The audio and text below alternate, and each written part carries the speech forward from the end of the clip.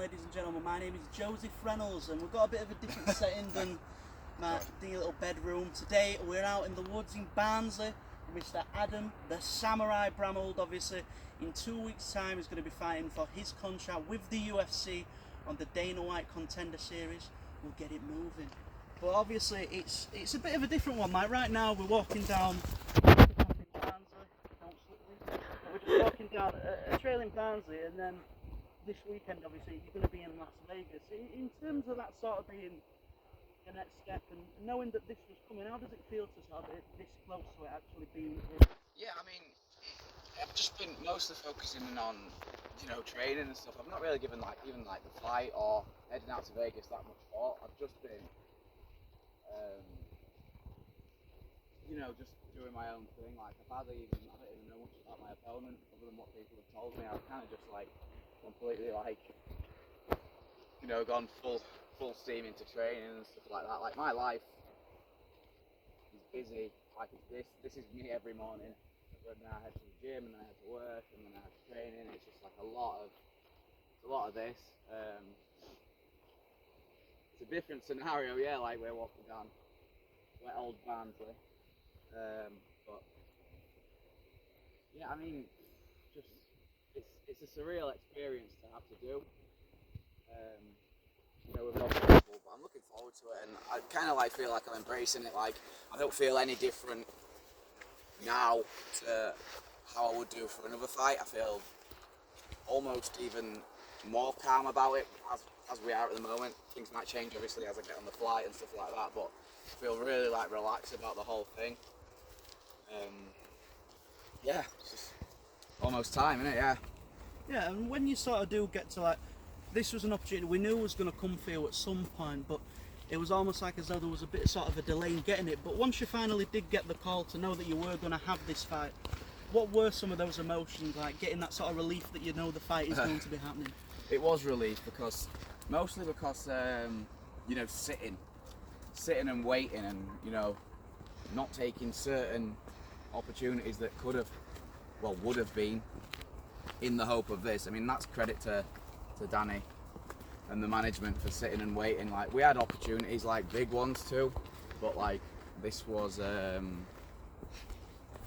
one that we were waiting for. And so the biggest reward of all, obviously I've done a lot of work to get to this point, but the biggest reward for this year was just making the right call to wait. So, yeah.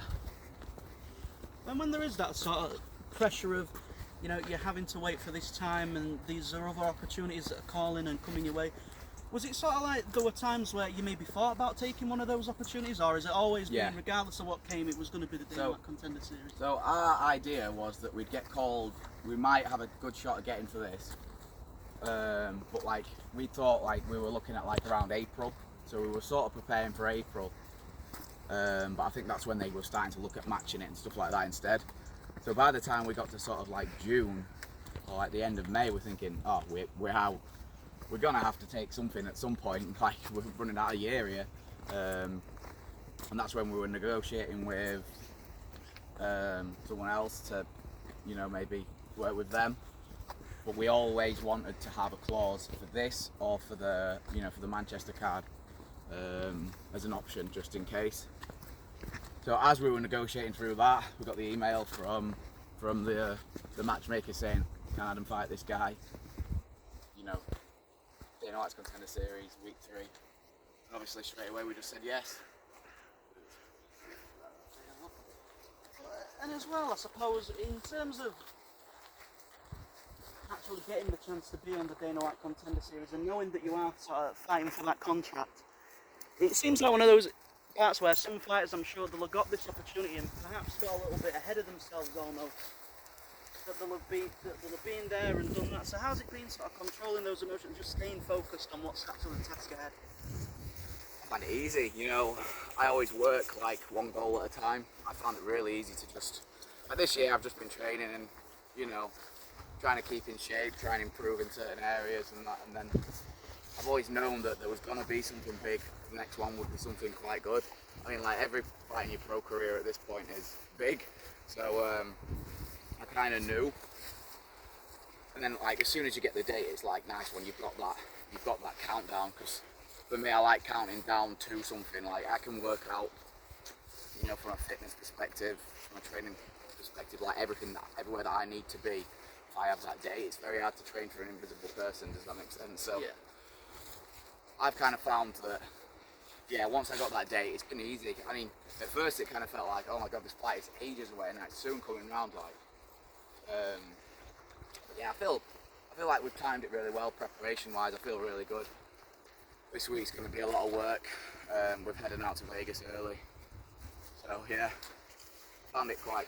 You know, I've been quite comfortable with the whole experience so far. Like even when we were in Vegas a few months ago for the bit of filming, like I found it. You know, it kind of feels natural still. You know, like I don't feel like overwhelmed by any part of it. It's all. You know, it all feels normal to me. It feels like something I'm like meant to do. You know, something I can take in.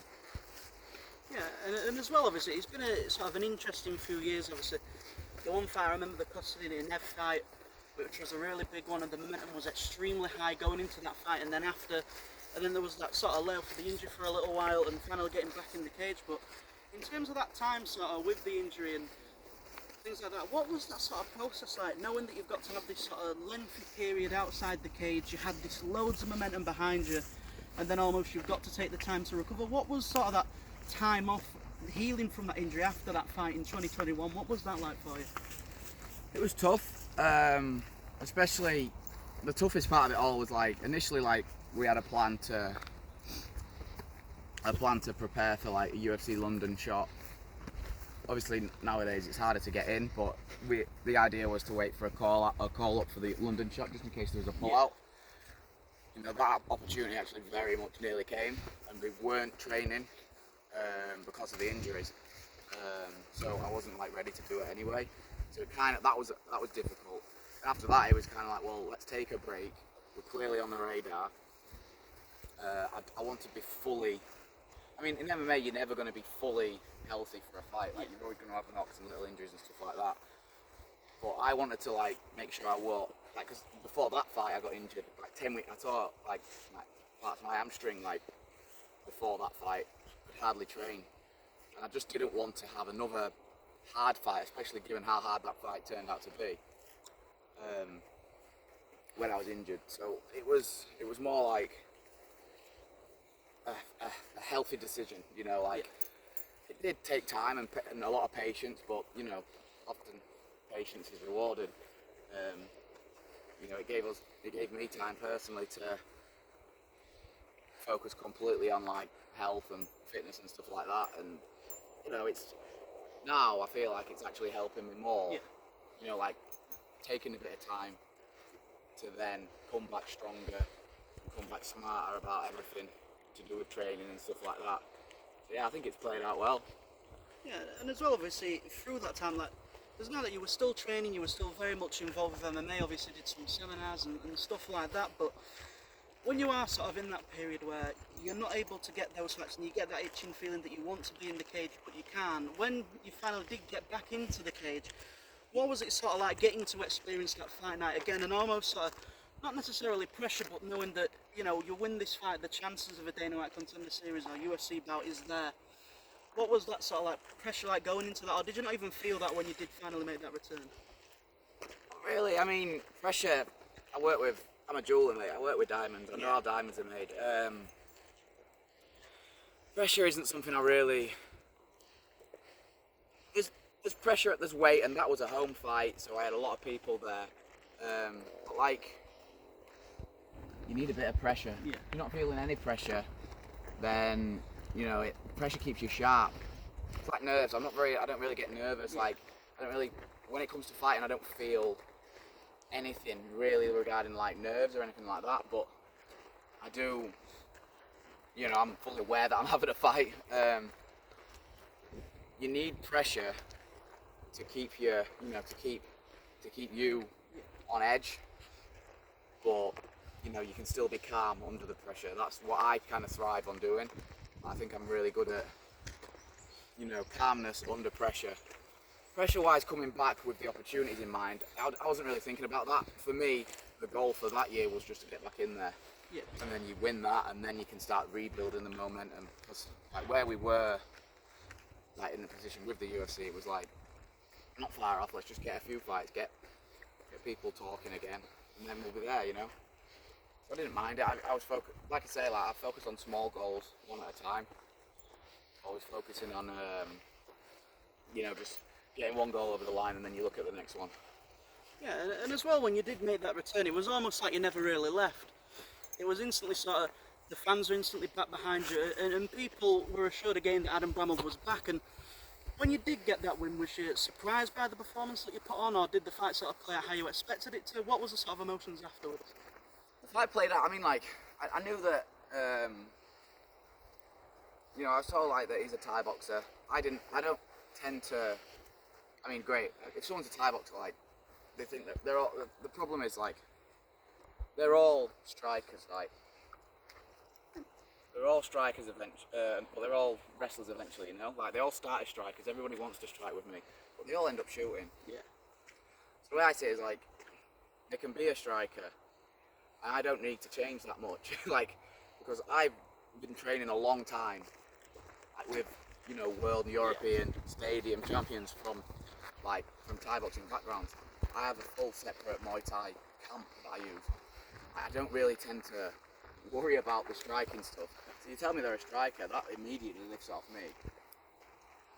For that fight, I did do a little bit more grappling as a round, a sort of plan B, but I didn't expect it to be as easy as that. Not like easy, but like, he was like a Thai boxer. I watched like one video of him shadow boxing, and I thought, right, okay, he'll be very Thai boxery, which means they don't have very good footwork and stuff like that. Yeah.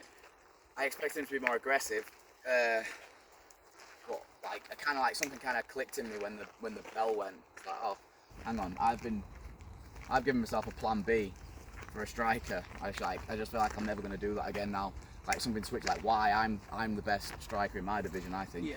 Like why should I have bothered with that? So I kind of went out and I wanted to prove a point to me and to him and to the crowd, you know.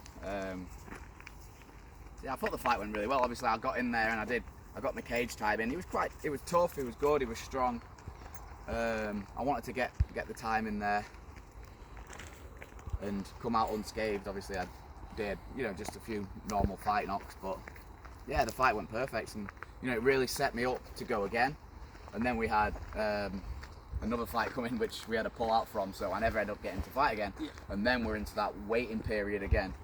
But that wasn't our choice. That was our choice rather than through injury or something like that. So this year I've actually managed to maintain a really good level of training and fitness and stuff like that to set me up for this. Yeah, and as well, so when we do go into this next fight, there isn't really much your opponent can go off of. Obviously, there's the fights before the one that you had in 2023, but that was quite a while ago. And do you feel as though that when you get into the cage again, people are going to see like another completely new look from yourself? And do you feel as though what's going to be new that you bring to this fight is something that people may not have seen before, or how do you sort of see the fight playing out? It's a good question because, like, and I've had a few conversations with people about this. Like, it's Dana White's Contender series. You want to be showing Dana like as much as you possibly can. Like, it's one of those things. Like, fighting the way I fight and being me has got me this opportunity. How much do I really want to change? So close, like when you're so close. I've definitely been working a little bit differently. I've more been working like from a point so I can go bell to bell, like slightly different stuff, a little bit of game plan stuff, but not really. I don't really tend to do many game plans because they all tend to be the same.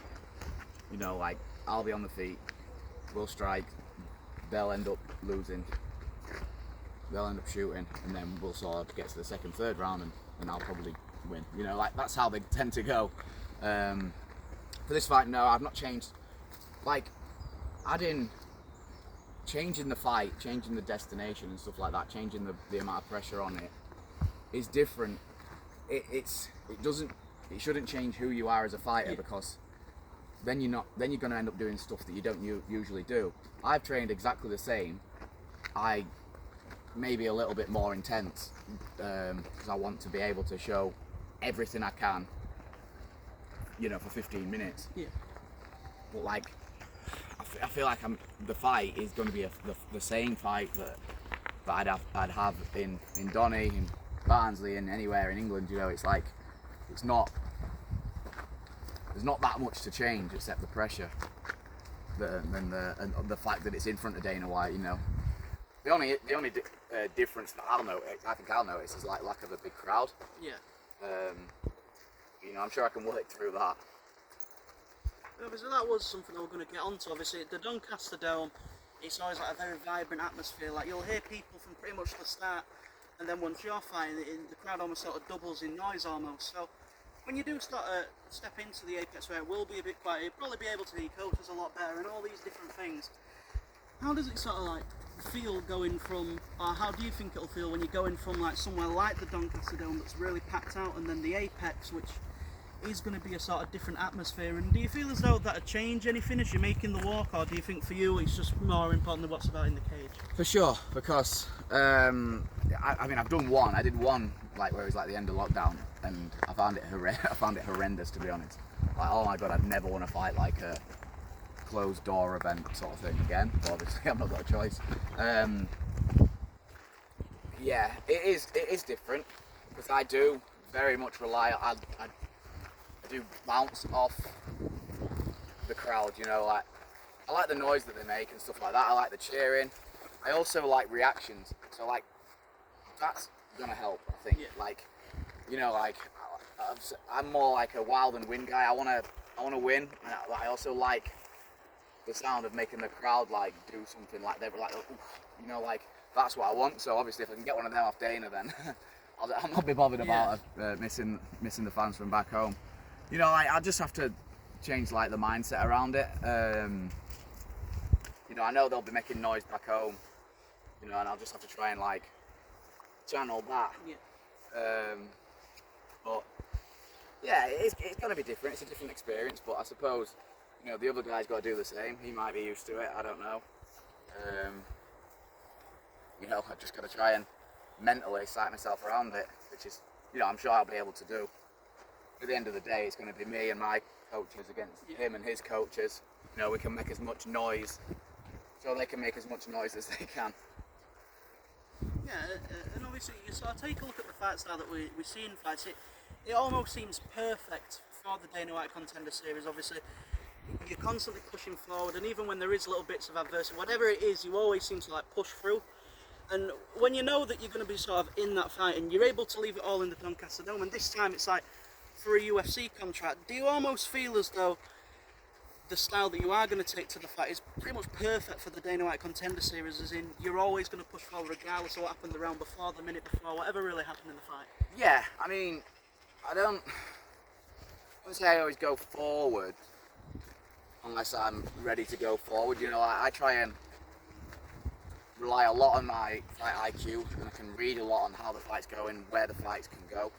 I can read a lot on my opponent, how they're feeling. Like, that's one of the skills that I have, patterns and stuff like that. I like to get through the first round, and I like to get through the first round in front, but I like to have used that as like an educational round as well.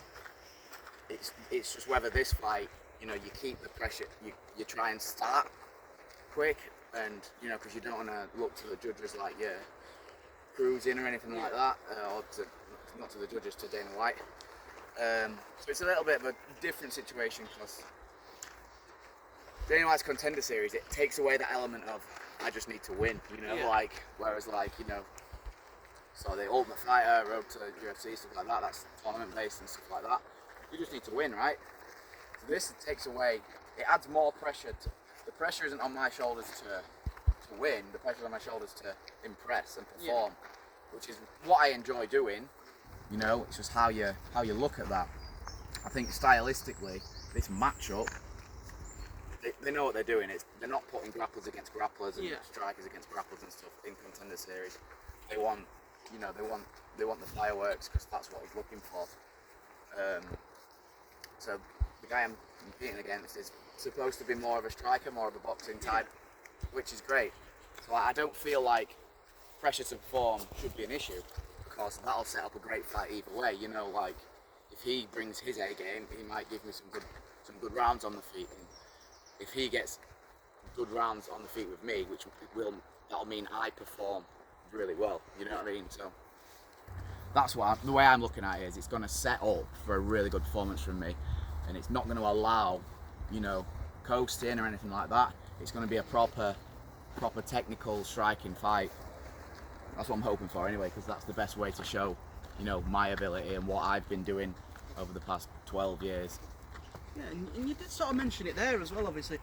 You're not only really going there to win, sometimes winning isn't enough on the Contender series. So knowing that you've got to go in there and not only win, but you have to impress, you have to sort of put on one of those performances that'll always be remembered.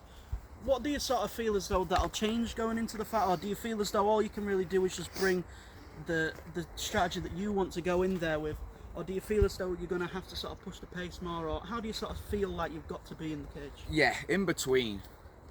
So like, I don't want to do. This is the difficulty you have with it in Contender series. You wanna fight how you've been fighting your entire life. That's how you've got to this point. You've won your fights by fighting the way you fight, yeah. But you also, like you say, you have got to, give an extra like 10% to the fight.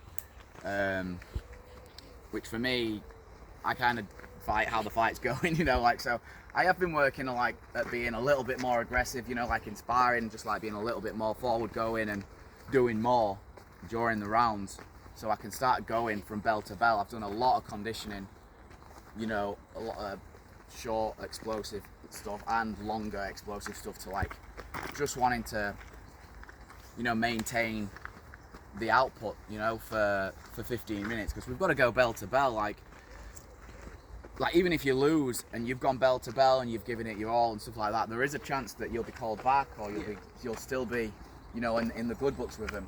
I mean, like both of you could get a contract. It's very rare, but you know what I mean. Like sometimes they have your back, or so I need to make sure I'm not going out to win. I'm going out to completely perform, even if that means I'm going to lose. I've given absolutely everything, so to give myself the best chance of getting a contract or getting a call up anyway. Obviously, I think that style that I'm going to bring and that I've been bringing is going to be perfect for the Contender series anyway. And I think, technically wise, I think I'm going to win. So I don't really need to worry about it. But I want to show as much as I physically can to set up some big fights in the future. To get in the good books and get it's going to be shown to a lot of people. Like in America, they're huge on this Contender series. They love it. And I just want to get, that's all I've ever wanted in this sport, is just to show people that my style, just how entertaining it can be, and the sport can be entertaining. I think we need more strikers coming into MMA now. They seem to be very limited at the moment. And I think as well, in terms of, you mentioned it there, obviously the American fans this time. Let Max come back. But obviously it's going to be a lot different. There's going to be a lot more eyes on the fight, obviously from TV screens and things like that. So there'll be a lot of people that may have never seen you fight before. So in terms of if you could give any sort of message to them and what they can expect, or just in general what people are going to expect and what you want them to know Adam Bramhald for.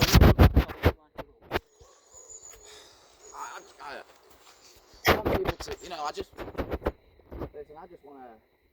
to go out there and perform and entertain. What I want people to see from me is just that fight IQ, that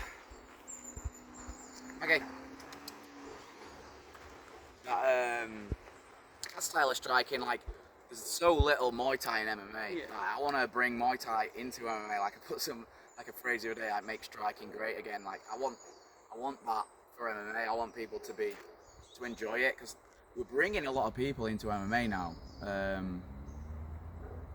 Not really in England, but the main thing I want at the moment is for people in England to get behind MMA, because the sport isn't really growing in the UK. It sort of is, but it isn't. We're unable to get promotions into the UK and fill them. Every time we get a big promotion into England, they don't fill the seats, and that's what I want at the moment. I want, if I can be the guy that helps bring fans of MMA into England rather than just fans of fighters in. Yeah. That's what I want to do, and I want to bring people into the sport that way because, you know, I'm not knocking on, you know, I'm about to start this career with the UFC, but there's a lot of guys coming through, especially at my gym, that I want to do as well as possible, and and we've got loads of juniors and stuff like that. I want those to have these big opportunities because they're all so talented, you know, and like, as I've been going through the pro ranks, it's only been the same sort of promotions, you know. And when like bigger promotions have come over, like they've been quiet, they've been unable to sell tickets because most people just want to watch their mate. Yeah. I want to bring like actual fans of the sport into the UK, you know. Yeah, and as well, obviously, in terms of, as you say there, obviously like a promotion I can think of almost like Octagon sort of came over, did the AO Arena, and obviously that probably didn't go how they wanted it to, and these other shows. So in terms of, even when you go back to like your earlier career and you think about the opportunities that were there for yourself, and even now for like the amateurs, even from just AVT alone that are coming through and looking at the shows that they can get on, do you feel as though that there are somewhat more opportunities, or do you feel as though it's almost around the same area as it used to be before? Well, I mean, when I first turned pro, it was ACB. So ACB were a huge Russian promotion. You know, they're still going now. They're ACA now. It's where most of the Russian fighters come through, or Dagestanis and stuff like that. And they came to England, and they were trying to they were trying to pump a load of money in to the UK shows. You know, I fought in Glasgow at the Hydro Arena. It was like one of the best experiences ever. Maggie, this way. Mags, come on. I fought the Hydro Arena. It was one of the best experiences I've ever had. You know, and they did loads of arenas in England. They did loads in Europe and stuff like that. The Europe ones probably did well. Yeah. I did the one at Scotland, and then they came back and they did Sheffield Arena, which is one of my dreams to fight Sheffield Arena because that's local to me. It's a local arena. And you know, there were sort of 3,000 people there. It's like, how are we going to start filling these arenas? Like, if the UK fan base isn't there, you know. I feel like now the UK fan base is getting there, but it's not like people go to events.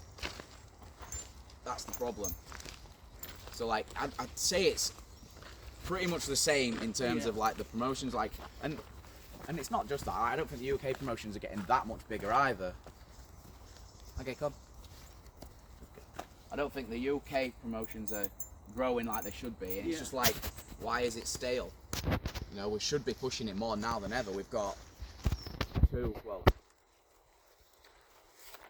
two UK champions who, you know, all being well, will both be world champions soon. You know, Edwards and Aspinall. So like, we should be growing. We're not growing as much as I'd like us to grow. Yeah. And as well, obviously, in terms of, you look at the team that you've got at AVT, obviously there's Jay Finesse, Danny Mitchell, the two sort of main coaches people think about, but there's also Jake Goldthorpe and all the other coaches that are there that are putting in that sort of work. And in terms of, obviously, you take a look at the training patterns that you've got going into this fight and just having your team behind you, what is it like to sort of have that team behind you and being able to represent them, not only just in terms of on the UFC, but you're getting to represent them in front of pretty much every MMA fan because they all want to tune into the Dana White Contender series?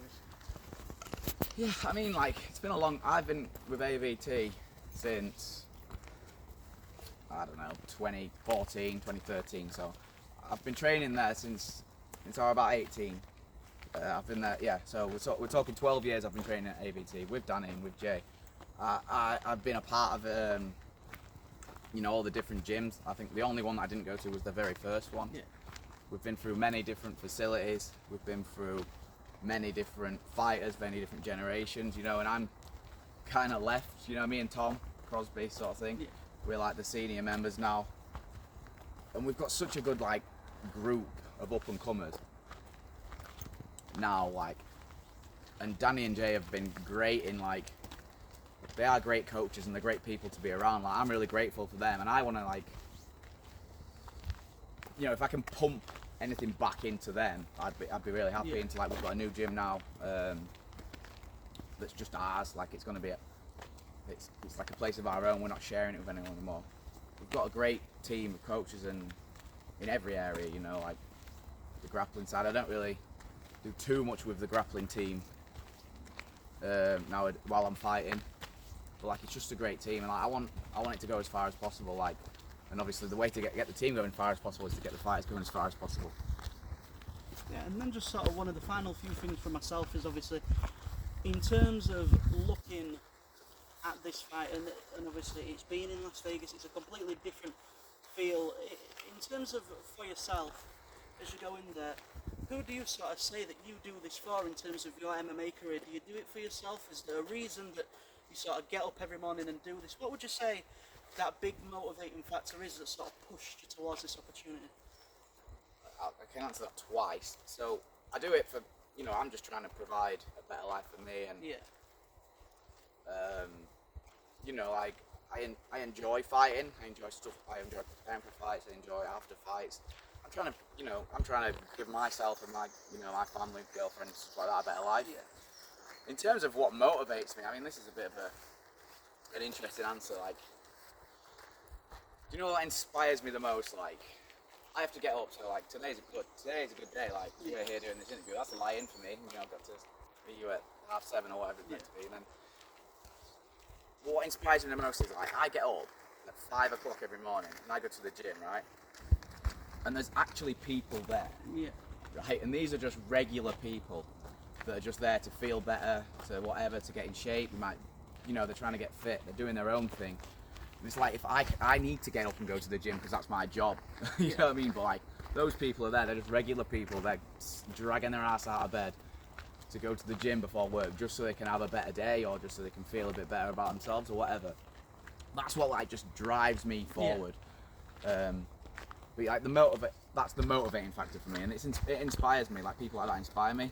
But like, obviously the main goal is to fight and, you know, create like I don't want to say legacy, like I don't have kids or anything like that, but it's like, you want to create that for yourself. It's a lot of hard work, like, over the years, like how much training and injuries, and, you know, it's not a cheap sport to be a part of. It's driving me to just, you know, and like, goal setting helps with me. I've set a lot of goals throughout my career. They've all been one at a time. The ultimate, once I turned pro, it was maybe win a belt, and then it was fight in the UFC. So now I've got my opportunity to get the contract and fight in the UFC. Obviously, fight and win in the UFC is the main goal, and then you go from there. Like, I'll be happy. I just want to be proud of the career that I've had, and to say I've been to the top level of the sport that'll be enough for me, you know. Like,